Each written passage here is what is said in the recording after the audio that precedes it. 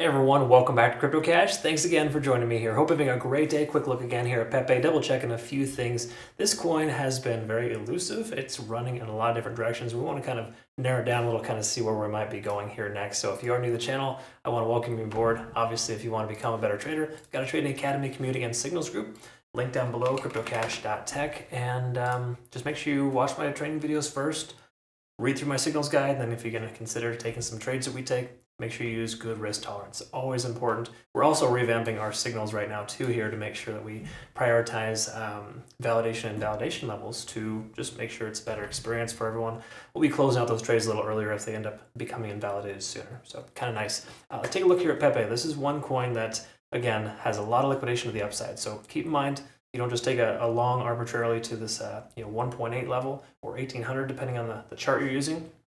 But it is one of those things where you got to recognize a lot of liquidity has been swept in the last month. So if we take a look at the last 7 days, we can see a slightly different story. A lot more longs here at about this 900 mark. Okay, so again, different areas for different situations, but short term, I think we're more likely to see a pullback, but long term, those upper levels of liquidity could and should get swept.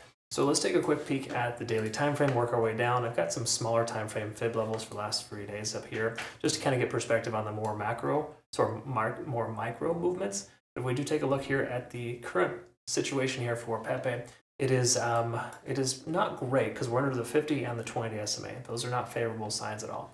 We do take a look at larger moving averages. Those are below us, of course, but generally speaking, this shift in momentum has occurred. When you're below the 20 or the 50-day SMA, it's a strong consideration for the price action turning around and not continuing in that same direction.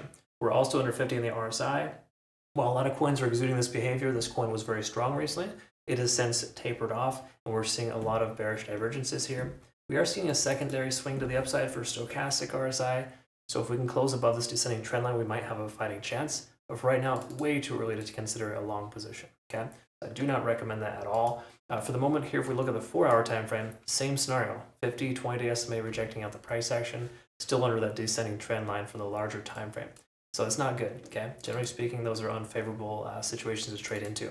We do take a look at RSI. We can see it kind of averaging itself out right there at about 50, just above and below. Hard to get a good read here, but we're getting a second stochastic swing to the downside. So it would make a lot more sense for the price to continue moving further down. We can also see MACD is diverging too, kind of reaffirming the fact that the momentum is still shifting to the downside, or has officially shifted and is still continuing to the downside. Ichimoku Cloud, hourly time frame. We take a look here.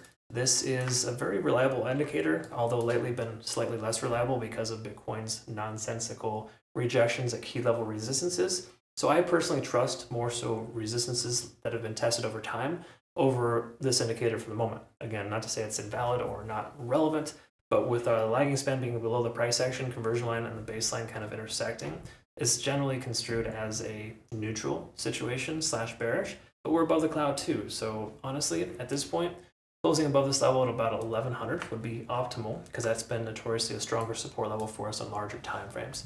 So me personally, at this point, when I see scenarios like this, chop like this, I steer clear of it. It's like, why drive in rush hour traffic when you can wait a few hours to drive in the middle of the night when nobody's around besides the police? Okay, again, that's a different story altogether. But at this point, the key takeaway here is that PEPE hasn't broken bullish at all yet, and we need to wait for confirmation in order to get there. Right now, though, we're kind of on the edge of disaster. I would say we're more likely to see the price go down than up, just in the overall sense of what we're seeing here so far with the price action. So I'm not super convinced we're going to see this guy turn itself around anytime soon. So just some friendly advice, be very careful trading this coin right now.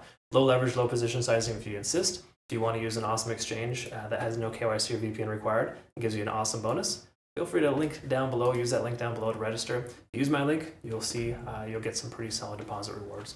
We use them as a community. They've been pretty awesome to us. Also, thank you to those who are following us on Twitter, Telegram, Discord. I send out as much relevant, consistent information as possible there. I also have shorts on TikTok and YouTube now too, along with Twitter too. So whichever one works best for you, feel free to pick your poison. I appreciate you watching nonetheless. We'll look forward to seeing the next one. Have a great rest of your day. Take care.